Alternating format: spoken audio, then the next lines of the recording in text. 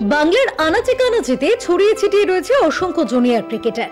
বছরভর training চলে ক্রিকেটের আঁতুড়ঘর বলেই পরিচিত মন্টু ঘোষ ক্রিকেট কোচিং একাডেমিতে। জুনিয়র ক্রিকেটারদের জন্যই আয়োজিত হয় মন্টু ঘোষ চ্যালেঞ্জ কাপ। দুদিন ব্যাপী এই টুর্নামেন্টে এবার জয়ী হয়েছে গড়িয়া মিলন সংঘ, আর একদিনের ক্রিকেট টুর্নামেন্টে চ্যাম্পিয়ন হয়েছে বাঁশদ্রোণী মিলন সংঘ, যেখানে আশিকা 11কে 9 উইকেটে হারিয়ে চ্যাম্পিয়ন হয় বাঁশদ্রোণী মিলন সংঘ।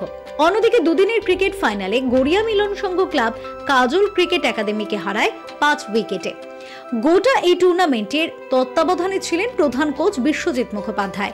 টালিগঞ্জ অগ্রগামীর অন্যতম পথিকৃৎ মন্টু ঘোষের জামাই টালিগঞ্জ অগ্রগামীর সচিব শুভঙ্কর ঘোষ দস্তিদার ওরফে সকলের প্রিয় শঙ্কুদা। তিনি জানান, মন্টু ঘোষ ছিলেন টালিগঞ্জের পথিকৃৎ, তার স্মৃতিতে এই কাপ করা হচ্ছে। দীর্ঘদিন ধরে এই প্রতিযোগিতা চলছে। বহু ক্ষুদে প্রতিভাবান ক্রিকেটার এই একাডেমি থেকে উঠে আসছে। ভবিষ্যতেও এই প্রতিযোগিতা আরো বৃহত্তরভাবে করার চেষ্টা করব।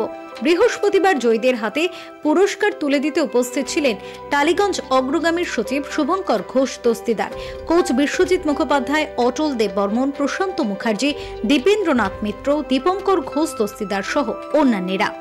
Bureau report, channel 10।